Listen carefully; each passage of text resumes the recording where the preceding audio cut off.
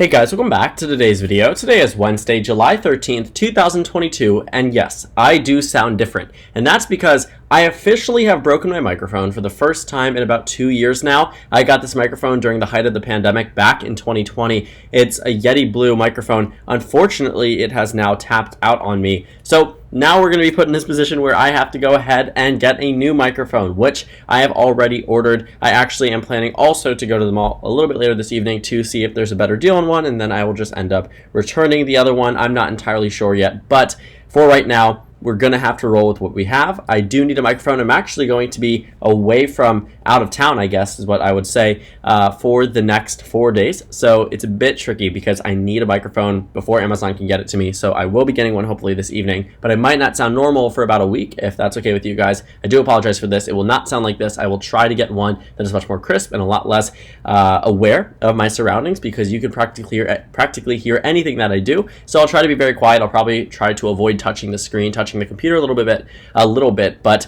I do apologize for advance for this lack of audio quality. I probably haven't sounded like this on my videos in quite some time, besides maybe a few times where my microphone might be messing up. But the title of this video and the topic of this video doesn't change due to the fact that my microphone is gone. We are still going to be talking about the Michigan governor's race, which we talk about quite often. And I know you might be sick of it. I know you might be sick of me talking about Gretchen Whitmer and the various Republicans and the shambles that the Republican Party currently is in the state of Michigan. But it is a topic worth discussing, and we have new data from the state that pretty much reaffirms all of our beliefs and expectations about the state of the race as it stands currently. So on your screen, you see a lot of blue. Surprisingly, a lot of blue, especially in a year where we're expecting a red wave. And this blue comes from 5 different questions from Detroit News. Now, Detroit News, for context, back in 2018 was off in terms of their accuracy. They said Gretchen Whitmer was going to win the race by about 12 points against Bill Schuette, the Republican nominee. They put Whitmer about 50%, they put Schuette around 38%. The final margin of victory was somewhere around 9 points in favor of Gretchen Whitmer. Now, that 9-point margin versus the 12 that was expected means that you can probably predict that the Detroit News poll is off by about 3.5 percentage points. Now, it's not a perfect science. Let's say a different candidate was on the ballot. It might have been perfectly accurate or even more wrong. But it does show us that it's within the margin of error and what we can probably expect based off what the poll had outlined. The margin of error that they submitted in 2018 was 4 points. It was within 4 points. So honestly speaking, I would trust the data that we got from the Detroit News poll. But since we don't have a Republican nominee yet, they decided to question 5 different Republicans, some of which are quite surprising to see narrower up than other Republicans who don't have as much baggage or as much notoriety across the state. Looking at the polls, Whitmer is no lower than 50 percentage points in the Detroit News poll, which is also a very good sign for the Democratic Party. To remind you again, what she had in 2018 under Detroit News was 50%. She had 50% according to this poll, and her lowest point is at 50%. These also are accompanied by other polls that show her at 55 to 60% in terms of margins, in terms of percentage. That translates to a deafening margin for the Democratic Party. I can't say I'd imagine that Whitmer does actually win 60% of the vote or above 55%. That'd be sort of unrealistic considering where we are nationally speaking. I also don't think these 9, 11, 12 point, 14, 15 point margins are entirely reasonable, but I wouldn't be surprised if maybe we had a 7 or 8 point margin at the highest. Looking at where the Republican Party is right now in the state of Michigan, they are definitely in disarray. They don't have a clear frontrunner nominee. They also just simply have been failing to recover from where they were when the disqualification happened for their 5 candidates, and then the arresting of Ryan Kelly, the former frontrunner of the GOP nomination in the state of Michigan. Now there's a new one, Tudor Dixon, who we will talk about briefly in this video. But Donald Trump is yet to endorse in this Republican primary, which means it's still practically up in the air, which is why we have these polls for 5 different candidates. But we are going to continue talking about the 2018 elections, the 2022 elections, not 2018. I don't know why I jumped back 4 years ago. We're going to be talking about Michigan, and we're going to be talking about what we can expect for November in light of this new data that has been released.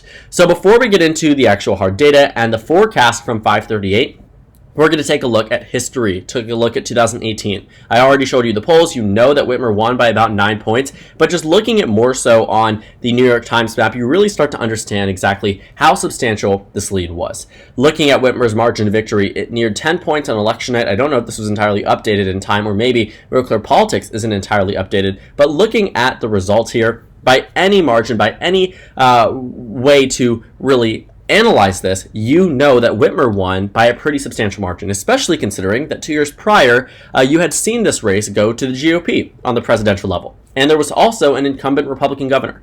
Now, red waves, blue waves, whatever it might be, Michigan typically follows where the national average is. If you take a look back going into the governor elections in the past, let's say we start in the year 2002. What you had was that the Democratic Party didn't exactly win in this midterm year as expected, but they slightly were able to do well in Michigan. But it was by no means this extremely large margin. In 2006, though, when you take a look at the margin of victory for the Democratic Party, it expanded to about 14 points. Now, this governor was popular. This governor associated herself, actually, is this Betsy DeVos or a different DeVos? I don't remember much about this race. Let's go ahead and jump over and take a look. Not Betsy DeVos, but this Democrat here, Jennifer Granholm, she was one of the key proponents of President Obama and his campaign in 2008, 2012, and also was there for Hillary Clinton. Now, it did not work in 2016 for obvious reason, but she was a popular governor, so she was able to win in 2006, especially considering where the national environment was.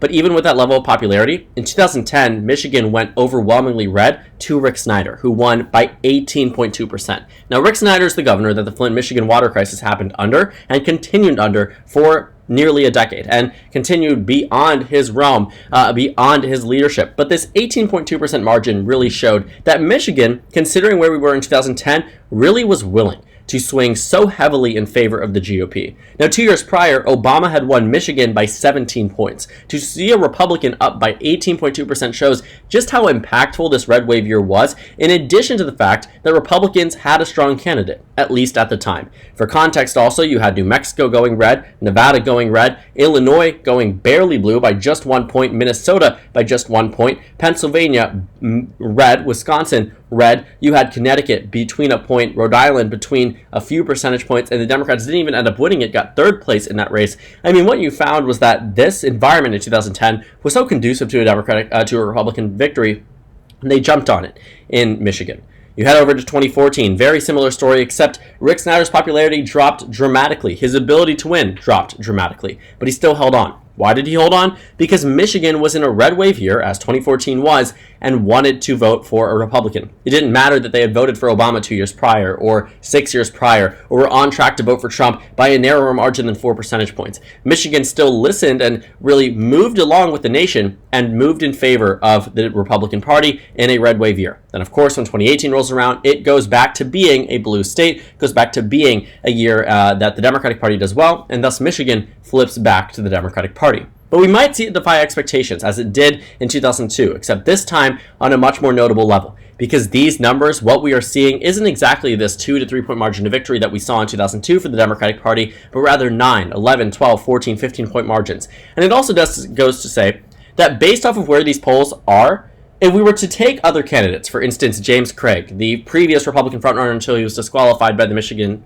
Board of Elections, then upheld in that disqualification by the Michigan Supreme Court, what we found was that he was defeating Gretchen Whitmer in about half of his polls. He was tied, defeating, or narrowly losing to her, and it was a very good look for the GOP because it showed that Whitmer was vulnerable. Well, now you're talking months before the general election, but not exactly months in the sense that, oh, they have so many months to catch back up. I'm saying we are so close to the general election, whereas half a year ago even, when you floated James Craig's name against Gretchen Whitmer, he was beating her in about half of those polls, which means that a year ago, voters were very willing and okay with electing James Craig over Gretchen Whitmer, or at least putting them within a very competitive position. But months before the election, when you remove that Republican, she's defeating them 14, 15, 12, 11, 9 points at a minimum. And of course, again, 2018, it wasn't perfectly accurate. It was off by about 3.5%. And if we adjust that here, the margins don't exactly get that much less impressive. You're talking about removing it down, okay, it becomes a 6-point margin, or it becomes a 7-point margin, or an 8-point margin. And in some cases, the margin remains double digits, even if this poll was to be as wrong as it was in 2018 in the exact governor's race. Just something to think about.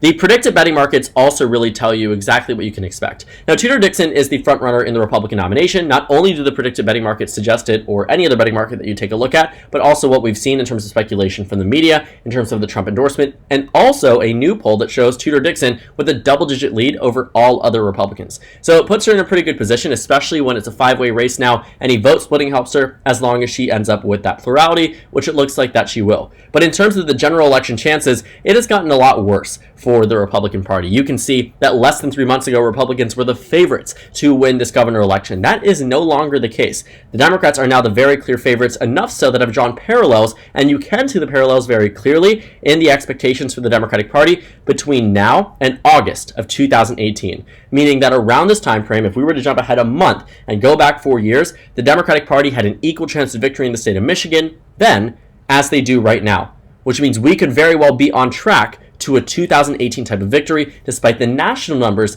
being significantly worse for the Democratic Party. The change in national environment goes from D+8 in 2018 to R+3-4, talking about a 10, 11, 12-point shift across the nation, yet Michigan seems to be on track to be a very similar margin to what we saw happen in 2018, would entirely defy expectations and defy the predictions from over a year ago for the 2022 midterm elections.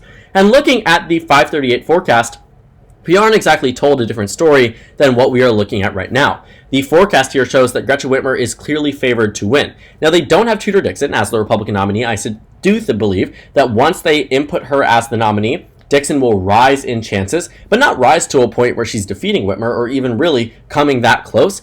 I wouldn't be surprised if on election day the margin and advantage for Whitmer had narrowed down to 75 to 25, 70 to 30, but that's still a pretty good chance. And based off of the numbers that I've seen thus far, if I was Gretchen Whitmer, I wouldn't be too worried. Now, nothing is safe in the state of Michigan. It definitely could be a lot closer. We could be in a 2016 type of environment where the polls were off by 6-7 points. But even if they're off by 6-7 points as they were in some elections, not 2016, I implore you to take a look back at history. Actually, we'll jump back and take a look at the polling data in the state of Michigan.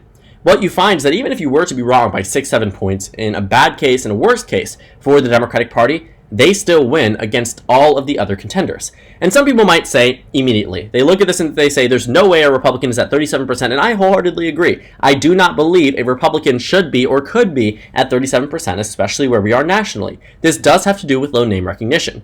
But what doesn't have to do with low name recognition is Whitmer's ability to win over 52, 51, and 50% of the electorate already, with a significant portion of the electorate undecided. Voters aren't going to jump to Whitmer because they don't recognize the Republican if they were going to consider voting for the Republican anyway. That's not how this works. When you take a look at all incumbent polls, in most cases, overwhelmingly in most cases, you find that the incumbent hovers around the high 40s, sometimes low 50s, sometimes low 50s, and that's if they're popular. And then the incumbent with the non-incumbent with no name recognition sometimes will be in the 20s, 30s, 40s. But it's very rare, unless this is some type of substantial shift in the electorate, that an incumbent does actually end up in this position where they are the favorites in a super close and competitive state. In fact, one that arguably a year ago you could have reasonably said the Republicans were going to win this race, to be at 50, 51, 52, unless they were doing well, unless they were popular. As her approval ratings polls suggest, as practically everybody is suggesting about this race, Whitmer is still on track to victory. It's not just 538, it's also Politico, which says that in the state of Michigan, Democrats are in the advantage. It's not just one forecast, it's multiple forecasts. And based off of the incumbent Whitmer and also the front-running Republican Dixon, you find that Whitmer remains about an 87% chance of victory, according to Race to the White House. You can find this online, racetothewh.com. Go to the governor prediction. They have a race rating of likely D in the state, and I absolutely agree with that. So what I have seen thus far, and what I continue to see from this data from the state of Michigan, is that the numbers show very good news for the Democratic Party. But I can't say that the Republican Party is entirely out of the race yet, because it is way too early to say that. I mean, the state of Michigan was going to be a likely Dem state for Hillary Clinton until Donald Trump got into the last 3 weeks of the campaign season in 2016. Now, yes, I will say that Donald Trump's resurgence or surge in support in the state of Michigan isn't solely because of him. There is the whole understanding that James Comey had that email investigation reopened right before the election, and as much as people would try to argue that it was apolitical or not, at the end of the day, there was a political implication. Whatever James Comey did, for whatever reason, did hinder Hillary Clinton, because people showed you, and there was a rapid decline in the polls right before the election, coinciding directly with the reopening of the email investigation. Just something to think about. I said I would take a look at 2016 because I wanted to see if we can find any interesting election results in the state of Michigan. But based off the polls, Hillary Clinton was only up by about 3.4%. So her lead here wasn't exactly something that was entirely outside of the margin of error. Some of these had, 4-point margin of error, 3-point margin of error. Yes, it was wrong. It was off by about 4 points across the state. But even if we were to be off again, to remind you, off by 4 points in the state of Michigan, Whitmer would still win. It's looking very similar to how it did in 2018, despite everything else looking very, very different. And it's just something to think about when you take a look at Michigan and you expect, or maybe not expect, Whitmer to do well in the 2022 midterm elections. So thank you guys so much for watching this video. Make sure to comment down suggestions below. Subscribe on the left if you haven't already, and check out the Instagram and Twitter. At the bottom left of the screen, there's also a Discord server for you to go ahead and join. On the screen, there's a video you can watch, and then a playlist for my 2022 governor election analysis videos. Again, thank you guys so much for watching, and I will see you all later today.